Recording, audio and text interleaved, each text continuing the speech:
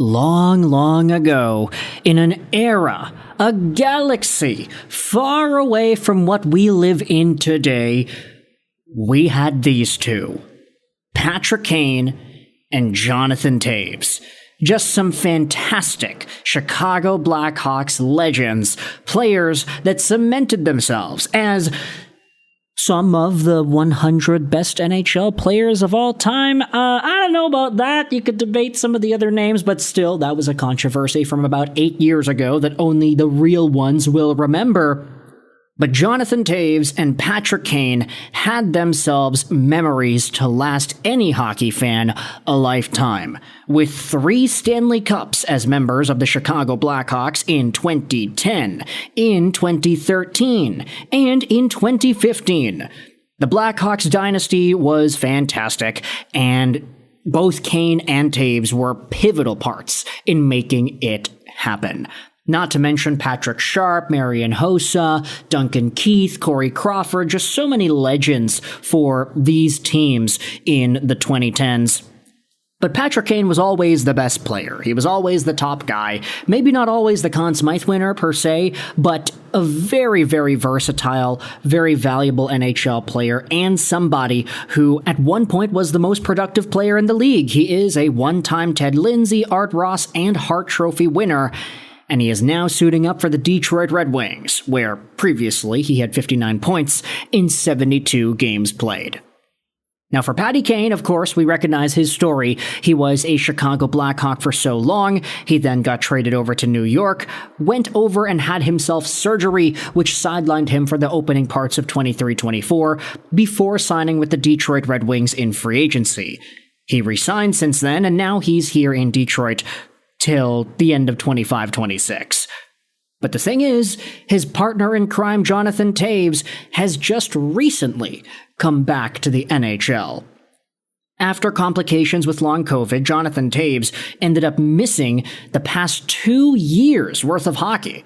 He last played an NHL game in the 22-23 season, where he had 31 points in 53 total games.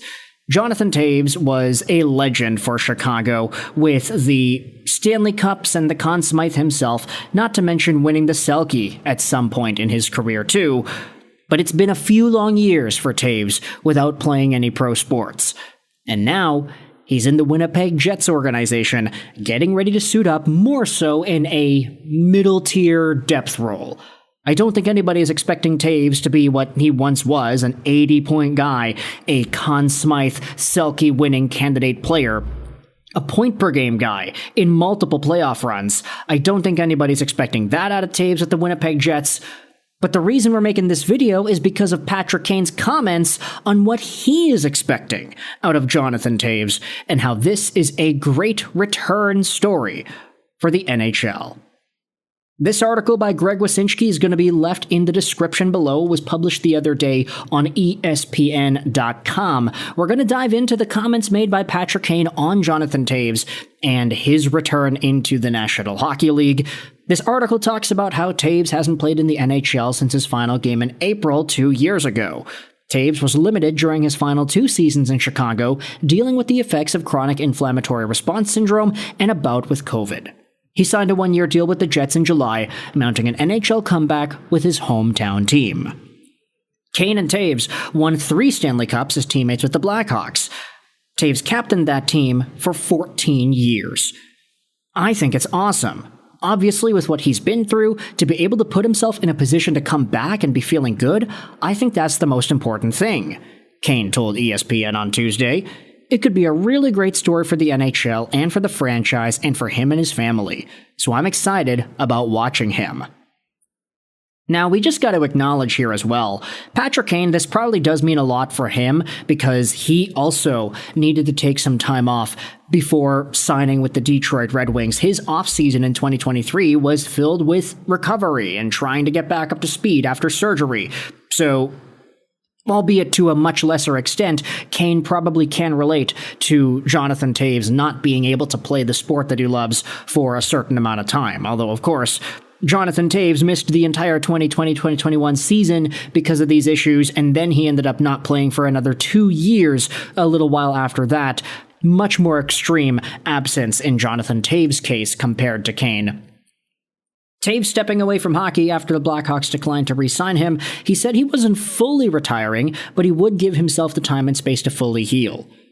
In November 2024, Toews posted to social media about his 5-week healing journey he took in India, which you can personally go out there and dispute, but if Jonathan Toews himself is saying that it worked, then who are we to say that it didn't? It's almost been 5 years of searching for a way to heal the inflammatory and immune system issues that took him out of hockey. Let's dive into here. Kane, entering his 3rd season with the Red Wings, said that Toews had stayed in touch with him during his former NHL teammates' time away. We talked quite a bit. Toews came to Chicago about a month ago, so I was able to see him there. Even obviously with him not playing the last couple of years, he's been great. Just keeping in touch and reaching out after a game every now and then, it's always nice to hear from him, Kane said. Kane also left Chicago in 2023 when the Blackhawks traded him to the Rangers.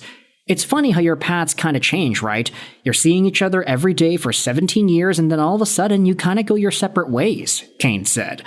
I felt that way about some of my other teammates too.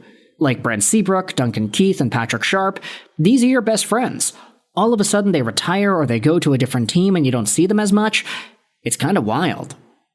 With Toews potentially finishing his career in his hometown, there's always been speculation that Kane could do the same. Okay, we are not going to dive into that. Kane over to Buffalo, is that a possibility here? You know what? I feel like I've been pretty fortunate with the franchises I've played for. Chicago, New York was a great experience, even though it didn't work as well as I'd hoped. Now Detroit, Kane said.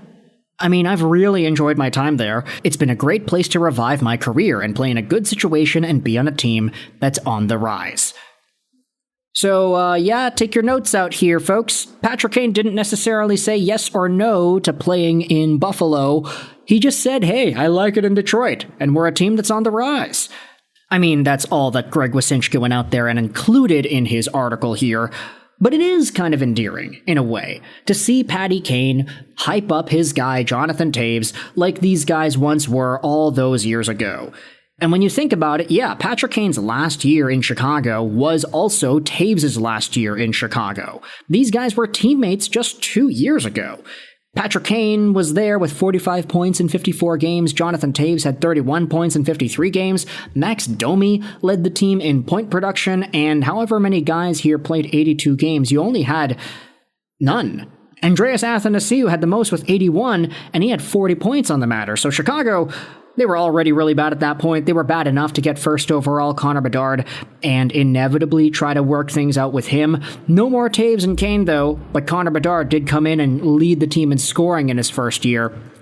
Unfortunate to see how his career has gone so far. Hopefully Bedard can bounce back and be what Patrick Kane once was for the Chicago Blackhawks. It might take him a while, but I still do believe that generational potential exists within his frame.